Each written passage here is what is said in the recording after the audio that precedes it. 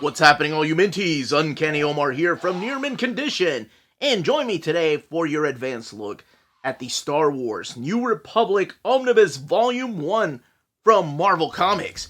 So let's get started.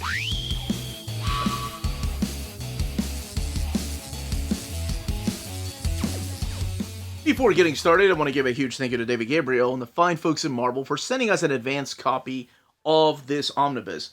This omnibus is due out in the direct market and book market on January 24th or 25th, depending on where you get your books. And what we're looking at here is the direct market cover. On the left-hand side is your standard edition cover, and that one is the one that's going to be available everywhere. While the direct market cover will only be available at places like cheapgraphicnovels.com, waltzcomicshop.com, comicsbugle.com, Dying Breed Collectors, Organic Price Books, In-Stock Trades, Tales of Wonder, places like that. And of course, your local comic book shop. But let's shift the focus back to this. So here we have an X-Wing. Now, this is the cover that I decided to go with because I feel like the stories focus on the X-Wing Squadron. And I will be honest, before doing this overview, I had not read a single one of the stories in here. I knew of some of the characters because I played the games, but I also hadn't read the books. My brother and my buddy Dan were huge fans of the books, and they would fill me in on all the stories from the video games. So the X-Wing Squadron on the Nintendo 64, that thing was awesome. Here's what the spine looks like. Star Wars The New Republic, Volume 1, and there we have Luke with R2. And then I really like the design of this here. Here are some of the covers of the stories collected in there. You have Disney, Lucasfilm, Marvel, rated teen, and the retail price, $125. The Emperor Has Fallen. Spoilers, because this takes place after Return of the Jedi. As a matter of fact, there's a couple stories in here that take place like immediately, not immediately, but a couple of weeks, not years later. But underneath the dust jacket is this amazing image of the X-Wing being chased down by those TIE fighters. Oh my gosh. Yeah. My Star Wars lore is not up there with my comic book or X-Men lore. Or knowledge, rather. So, we're going to crack this open, talk about the stories collected in here, and show off the artwork, and of course the build of the book. Keep in mind, again, I had not read some of the books that some of these characters show up in, or some of these stories are concluded in. So, you'll just be getting my overview of this and what I thought of some of these stories. Even though, I try to stay neutral when it comes to overviews, but I feel like I need to talk about this, especially if you had seen the movies, where this all fits into the continuity and what characters you can expect to show up through here. And this is part of the Legends era. Legends era is what Disney/Marvel has kind of put a stamp on as far as the Dark Horse era of the Star Wars comics. And to some people, it's not considered canon, but, like I always say on the channel, if you've read it and you love it, what is canon anyway? So, let's go ahead and dive into this. Alright, let's go ahead and crack this open. Black end paper there. Star Wars The New Republic with Wedge on the front cover here. I love this image. Just so iconic. You have the X-Wings flying behind him. It's a very cool image.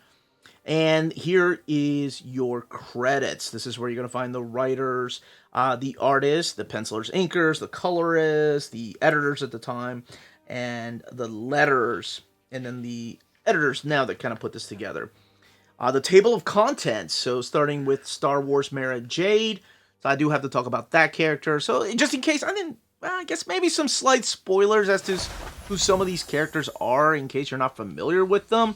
Because honestly, I wasn't either.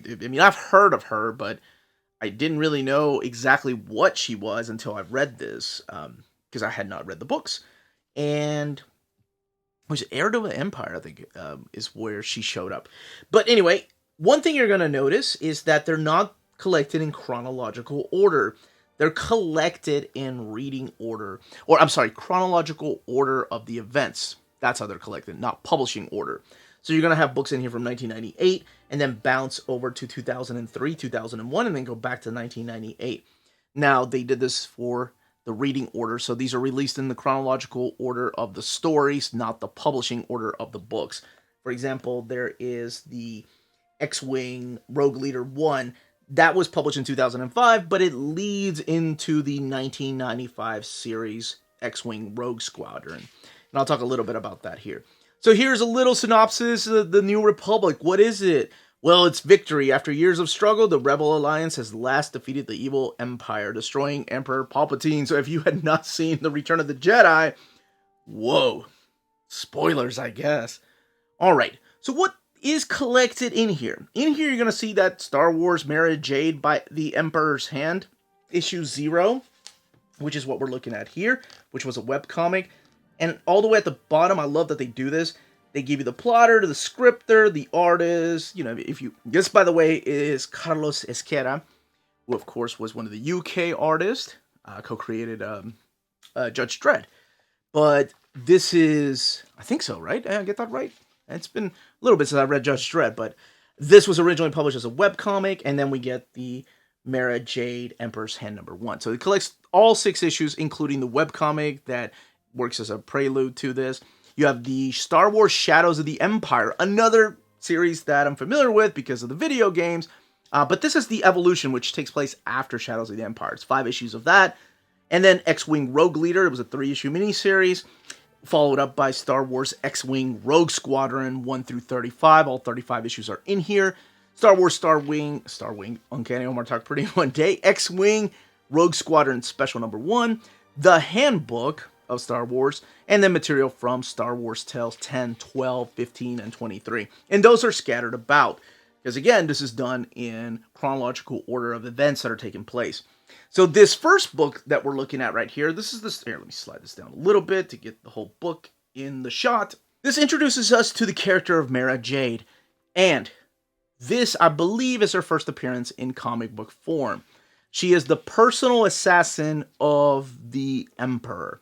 And it's really cool what you learn through here. You learn that she's not a Sith Lord, but she has Sith-like powers that were kind of given to her by the Emperor. And because when the Emperor dies, she starts losing some of those powers. So yeah, another spoiler, I guess, but when the Emperor ends up dying, she starts losing her powers a little bit, which is really cool. And not much of a spoiler, because I assume most people that are reading these comics or have any interest in these comics have already seen the movies. But the cool thing that you learn about her, and I know she has, and I'm not going to go into the spoilers as to who she turns out to be later on and what kind of role she plays in some of the characters' lives, including one character and a huge role in that character's life.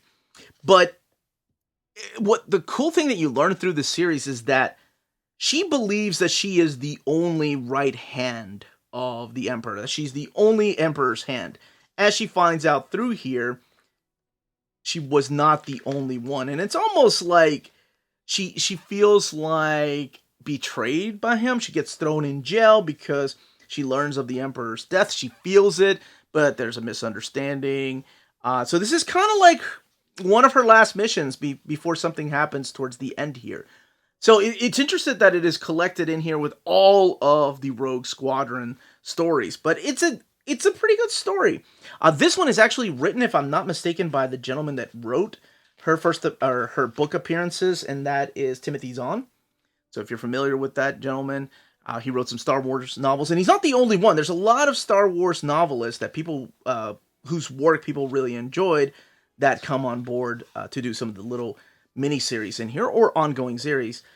This is one of the tales of, and I love this little story. This is just the story of Luke Skywalker, and he's talking to the ghost of Yoda, pretty much. Like, Leia thinks he's, not talking to himself, but he ends up talking to Yoda, and it's a cute little story. I really like the artwork in this one here. It's just the story of R2-D2's hidden message that he had. And then we get something that I was really excited to read. So this is Shadows of the Empire. Again, this is coming from the video game angle. And you see, and they do a quick introduction as to some of the characters, the key players of the Shadows of the Empire. Guri, who was that cyborg character that was in Shadows of the Empire, she plays the main role in this. Kar Yang, who is known as the second most skilled feared bounty hunter. I don't know much about the books, but I can tell you that for the second most feared bounty hunter, that dude never appears again. As far as any of the comics that I've read, whether through Marvel or whether through this guy right here, through the pages of Dark Horse Comics. So you get a little bit of backstory to who she is and what role she played in Shadows of the Empire, but that's pretty much it. And then you get thrown into a story that she wants to erase her memories. She doesn't want to be this assassin anymore. She wants to kind of start over anew, which, because she is a cyborg, she has that chance. And this one feels really strange because Luke, Leia, and Han are just traveling all over the galaxy with her, but they kind of take a back seat to the story, so it almost feels like they were just shoehorned in because the editor was like, hey, we need to put somebody big in here. Let's tie it with Luke, Han, and Leia. Let's put them in here together. And the writer was like, yeah, okay, sure. Because this really felt like a one-shot that was kind of padded out, which was really strange because I was really looking forward to reading this particular story. And of course, the big question that I'm sure most people that have played Shadows of the Empire or have read the books, will characters like Dash Rendar show up through these pages?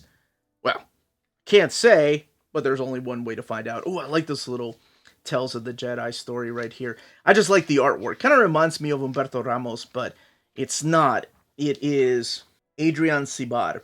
This is A Day in the Life. I like that Vader picture too. Then we get the Rogue Squadron leader.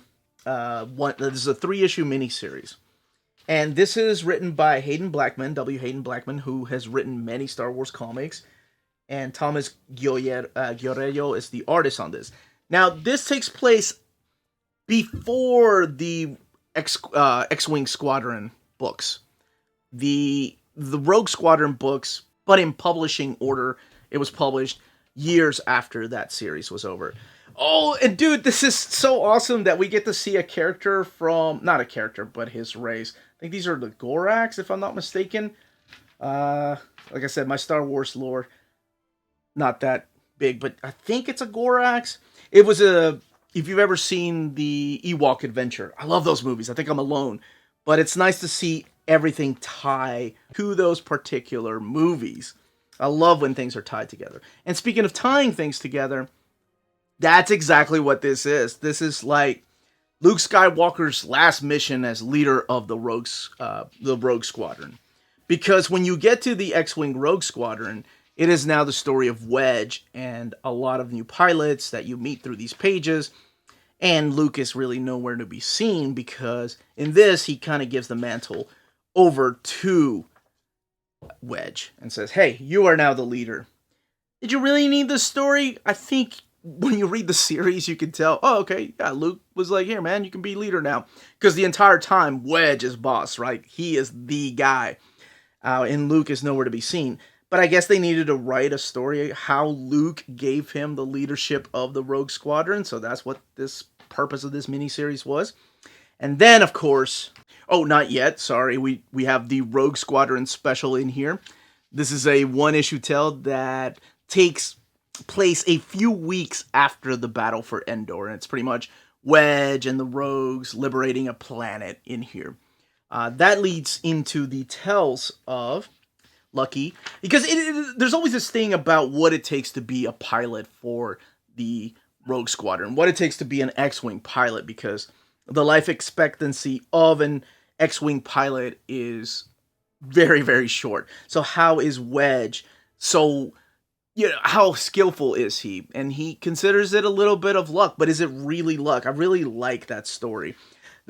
This series, not this Tales of, but the series will make you appreciate the character of Wedge so much. I loved Wedge in the movies, but the comics, this is my first time reading these. Holy crap. He's such an awesome character. So that's where we kick it off. This is X-Wing Rogue Squadron number 1. And they're separated by story arcs. So this one here is the Rebel Opposition Chapter 1. Of course, we're not going to talk about each story or dive deep into each story arc. But I kind of want to give you an idea of what to expect in these particular stories. There goes my dog. So this entire series is written by Michael A. Stackpole. However, the first 20 or so issues he has a co-writer, and I think that probably has to do with the fact that he wasn't a comic book writer, and perhaps Dark Horse wanted him to write stories with actual people that had written comics before. For example, Mike Baron helps him out in this particular, I think it's the first 4 issues. Later on, he'll have other co-writers. But the art in here is by Alan Nunes. Dave Dorman does supply the covers. I love this cover for the first 6 issues or so. So, like I mentioned, it is broken up into different story arcs. In this particular story, we get to see who the Rogue Squadron is. So, all of them led by Captain Wedge Antilles. You also have Tycho, I believe his last name is Kelchu, if I'm not mistaken. Maybe I'm completely butchering that. And then you have Wes Jansen. You have other characters in here like Plor Ilu, Halby Kwan, and there are a bunch of characters. You have, what is her name? Elskull, I believe. And some of them play bigger roles than others. I really like the character of Gronak, I think is his name, the Wookiee that ends up joining the Rogue Squadron. So this introduces us to some of these characters. Some of them you've already met in the pages of the miniseries, Rogue Squadron Leader. But this reintroduces us to those particular characters. And the first part is the Rebel Opposition, and getting to know a little more about the character of Tycho, and what his role is exactly in the series before the Return of the Jedi and the ongoing series here. You get the Phantom Affair, where the Rogue Squadron has to travel to this neutral planet to get this new cloaking technology.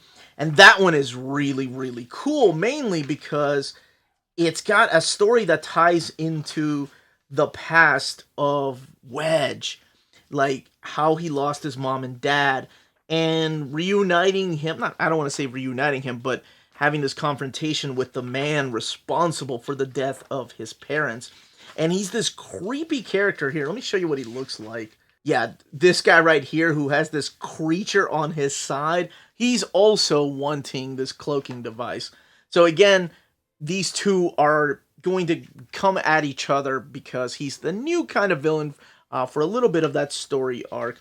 And we get different stories through here. You have the battleground, Tatooine, which shows one of the characters trying to take over Jabba the Hutt's palace and becoming the new crime lord of Tatooine. And we get a surprising character come back, but in a very unique way. And I don't want to spoil what happens, but I really do mean a unique way. And again, a lot of characters, including the character of Winter that shows up here, who was, according to the books here, Princess Leia's best friend. And actually, she has kind of a romantic thing for one of the X-Wing pilots, which is, I assume, is going to lead into a book. Or maybe they answered it in a book. And this is a really unique story here, that one of the X-Wing Squadron pilots, Plor, happens to be a princess for a planet. And then we get one of the weirdest freaking stories, and that is the Requiem for a Rogue. Yeah. This is a really weird story that has ties to the Sith and their powers. And I think a lot of it has to do with the fact this is before the prequels and long before the sequels, so we really didn't have a lot of the answers as to like the Force and its full potential and who could use it. But this is a rescue mission that has a twist to it, and I will say that it's an odd story considering the other ones were really good. Not my favorite one, but it's a multi-part story again. Then we get The Empire Service, and that one is followed up by The Making of Baron Fell, who is such a badass. I really like that character, and that's the character that I wish had appeared at the beginning. He's kind of the opposite of Wedge. He's command leader of the TIE Fighters, so he's kind of like their Red Baron. Maybe that's where the name Baron Fell came from. That's the character that I wanted to know more about, so finally Wedge has met his match in a TIE Fighter that is leading the TIE Fighters, like the elite force, and I thought that was awesome. That's what I wanted to see. We get a couple of other stories to wrap up the series, like Family Ties and Masquerade, kind of tying it up together. Like I said, I'm not sure if the series went on to tie into the books, or if the books introduced these characters into the book lore, because I never got around to reading them. But yeah, the final issues, I think they're called the Mandatory Retirement. By 1998, they were done. All the way in the back is something that I wish they had had at the beginning. And let me just show you. So this is the handbook of the X-Wing Rogue Squadron. And I love this because this is where you can come and read about the characters if you're not familiar with the books, or if you weren't paying attention, because there are some characters, especially in the last story arc, that show up that were in the movie that played minor parts, that play bigger parts here. They kind of expand on them. Escoloro, yes, and Grosnick. What did I call him? Gronick, I think. Characters that show up through here, characters that are talked about through here, are in this handbook. And I wish they had kept this at the beginning. I know, unfortunately, some characters don't make it out of the series, so maybe that's why this is the only thing out of the entire omnibus I did not read, was the handbook. And one thing I'm going to say is that the art in here, it varies, right? There's a lot of great art. There's definite art that they are better at drawing machinery than actual humans or humanoid creatures. I mean, look at that. That is beautiful. And this is the same artist. This is Gary Erskine, who actually ended up doing the covers. Let me just go back to here for the Rogue Squadron miniseries. Look at that. That is awesome. But I wasn't a huge fan of the way that he drew his humanoids I mean, it's fine. He gets a job done, but definitely it varies. And again, these are stories from the early 90s, long before the sequels and prequels. So the art varies, and it does have a 90s flair to it. But let's go back to the handbook. Yeah. So this is the last thing you're going to see through here. And then they have extras all the way in the back, including covers for the previously released trade paperbacks. This is actually the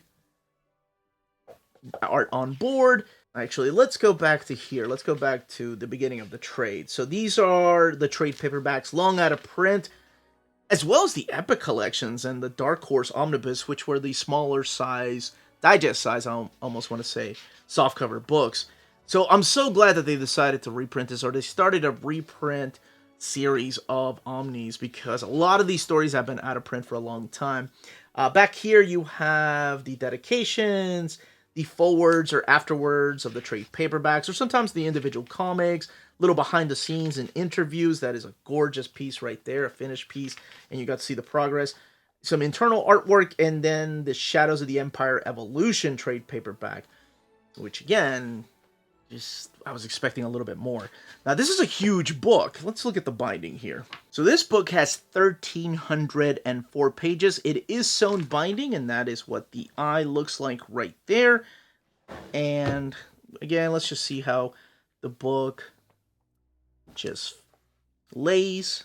So you can see a little bit of gutter loss right there because of the gutter curve. But I mean, I've just gotten used to that. This one, I'm sorry, printed at the iMac printer. There is a lot of color in here, so I didn't notice, and honestly, I read this cover to cover. I didn't really notice any art bleeding through as much as other iMac books, and I do look for that. I mean, there is some, but, I mean, it didn't bother my reading experience, but I do want to point it out. There's a little bit. Actually, let's look at the handbook. That's when I actually noticed, because there's a lot of white back here. So yeah, you can see some of the words coming through from the other page.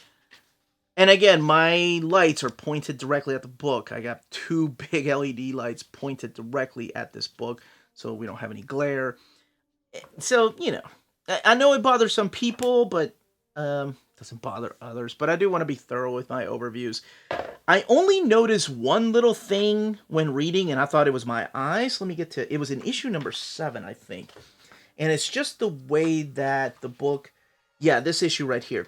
So for the most part, the everything is fine up until you get to a certain... There's 2 pages that I remember it happening right here. So this is completely fine. This is fine. You can read it just fine. And then I thought my eyes were like... I was like, oh my gosh, what's going on? Do I need stronger reading glasses? Because it looks a little bit blurry and the art looks a little muddled. like the scan wasn't successfully done. And I don't know if that's in the epics, because I didn't have the epics, nor do I know if that's in the original Dark Horse comics. That partial page and then this page right here. This is when I really noticed it, especially right here with that word bubble. I was having a hard time deciphering what it said, and I noticed that the scans were a little bit rough. Whereas this looks clear and clean. This looks like that scan failed. Sorry, I touched the camera. Those are the only 2 pages that I noticed anything like that. The rest of the book seemed fine to me. And it might just be my copy. I always like to tell people that. I don't think so, though, because those look like they were part of the master scans. But that's it. That, as they say, happened a long time ago. Long time ago in a galaxy far, far away. Is that it? Yeah. Why did I want to end it like that? What's wrong with me? No, it's just a long time ago. Not 2 longs. That's a long time ago. That doesn't even make any sense. A long time ago in a galaxy far, far away. That's what it is. Now that, as they say, is that. If you're interested in purchasing this book, don't forget to check out our sponsor, cheapgraphicnovels.com, your online home for graphic novels and collected editions up to 50% off cover price. They have excellent shipping and prompt and helpful service. Check out their bargain deals for up to 90% off cover price. And don't forget that CGN also takes pre-orders. That way you don't miss out on the hottest releases. And they are currently running a special promotion for you Minties. If you're a first-time customer, after receiving your order confirmation email, reply back to that email and let them know Near Mint Condition sent you their way. They will then apply a free shipping promotional credit to your next order in the US. Cheap Graphic Novels, your source for the hottest books with the kind of deep discount, quality shipping, and customer service that will keep you coming back for more. And that was the content, the page count, and build of this omnibus. Let me know in the comments down below if you plan on picking it up, if you already have the stories in the old Dark Horse Omnibus collections, or the Epic collections from Marvel Comics. If you read these stories, what you thought of them. I would love to know all your opinions at the comment section, and also if you have any questions, leave them in the comment section. But that's it, everyone. Stay healthy and safe out there. Much love.